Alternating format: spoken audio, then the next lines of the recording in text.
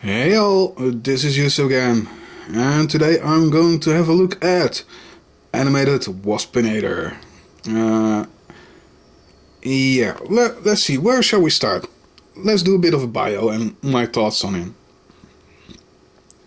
Waspinator originally was Wasp, and he was in the same school as Bulkhead, Longarm, Ironhide, and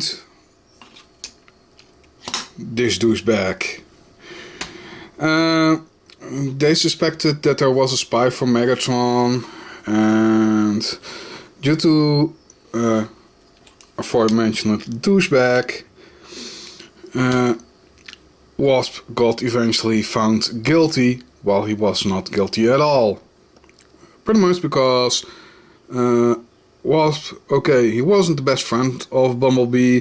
He pretty much found him someone unfit for the lead guard. And he was pretty much right. But Bumblebee couldn't stand him, so any excuse he found to say Waspinator was guilty, he took upon him.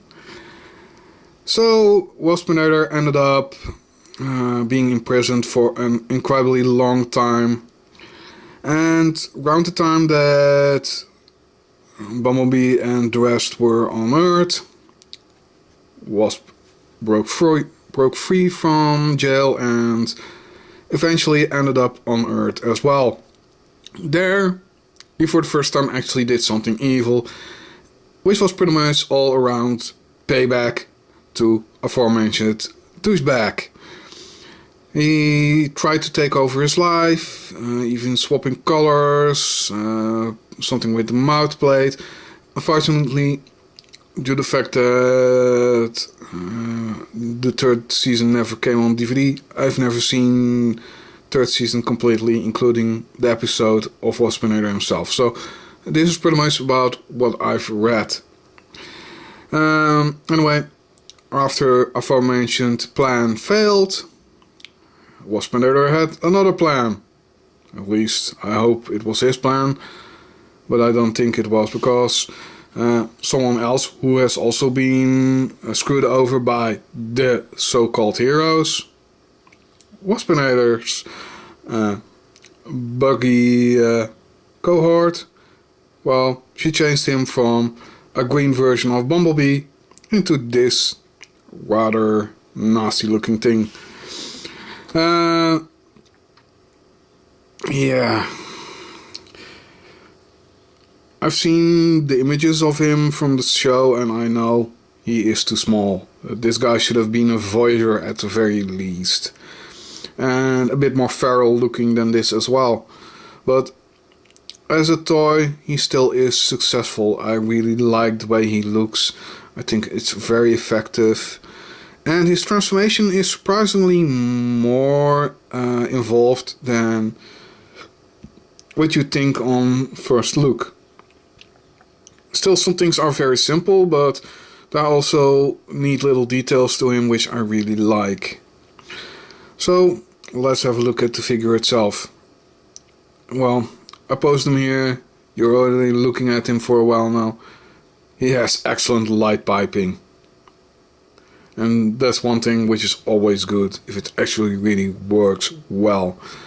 And unlike some toys where you have like a completely red backside of the head for the light piping, this guy does not.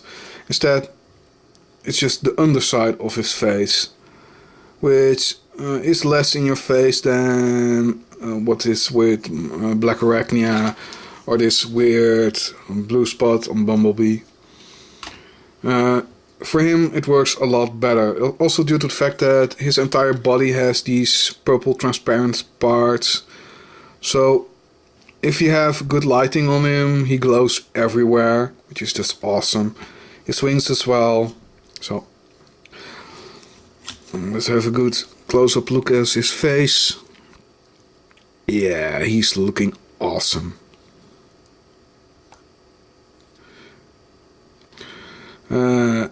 Even his antennas are painted. They're flexible rubber, which is also due to his transformation needed. Mine has a little flaw, as you can see. I'd need to paint this over and try and find a sticker which will fit around this curve. So I don't think I'll actually fix it. It actually helps in his looks of being just this mismatch.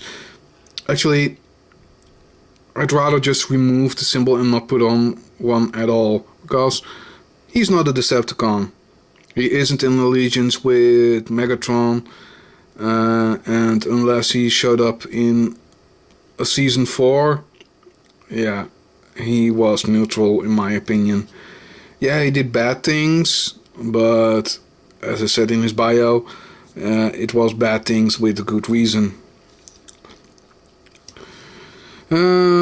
Yeah, he has his wasp face as his chest.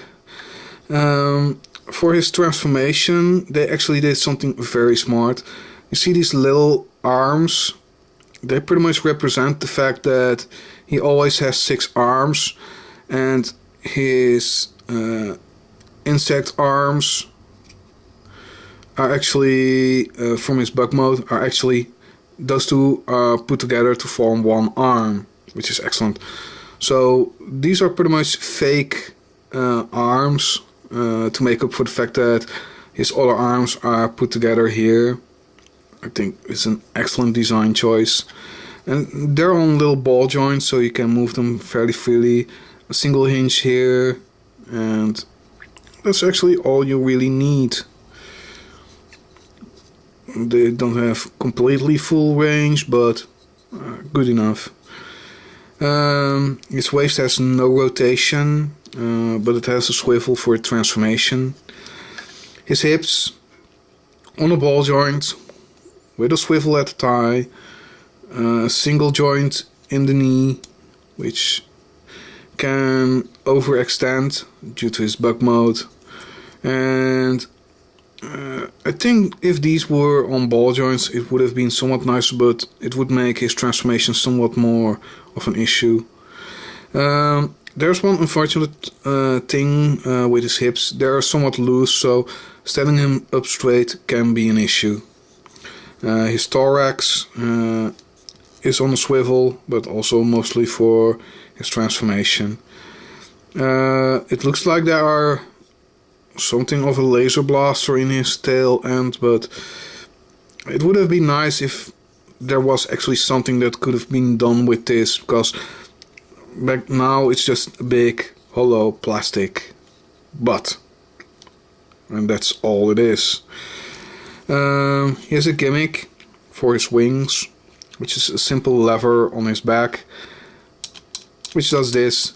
In robot mode, it's not as effective as it is in his wasp mode.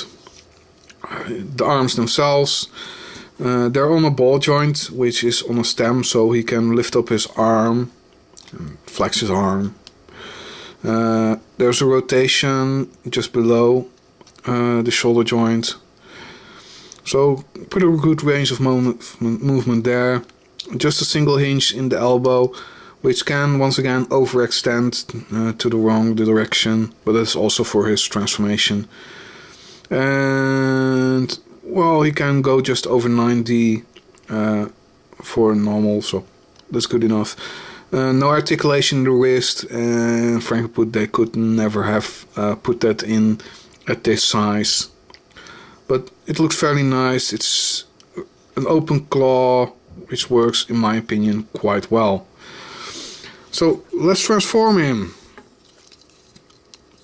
Oh yeah, before I forgot, he also has some neck articulation and a ball jointed swivel for his head. Let's see, yeah, can just see it there. Right, move his head a bit straighter. Take his bug head, which is on a double hinge. And pretty much this goes to cover up his normal face, his robot face. And once done, between the splits his actual antenna. Well, as you see, I really like this effect. It just works well. There isn't actually any decent light piping in those eyes, unfortunate. You have a few connector points to which some light can come, but it doesn't really work too well for light piping in this mode. Wings, you can move up or back according to how you want them. These little arms, you pretty much keep underneath him.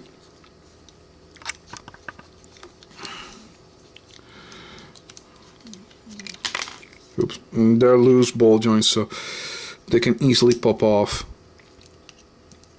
Pretty much fold in these sides. Make sure that these little arms are out of the way, and they're hidden underneath his chest like that. And then for his arms, you split them up.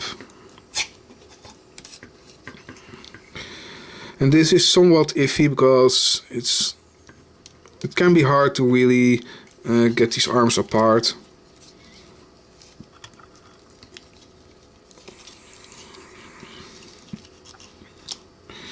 And you split them up like this.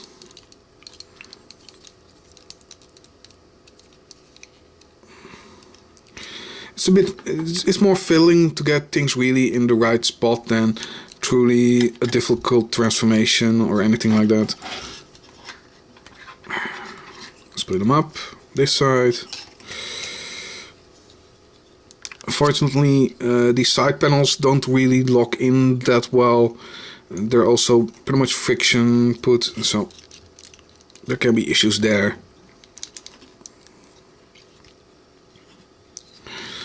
Then for his rear part, you pretty much fold up his legs like so, using that overextension.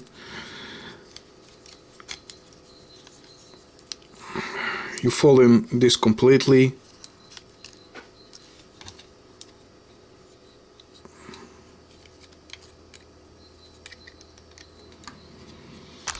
Yeah, it's really fiddly. It isn't hard to transform, just fiddly. You extend the thorax, and here you have him in his wasp mode. I think it's fairly successful.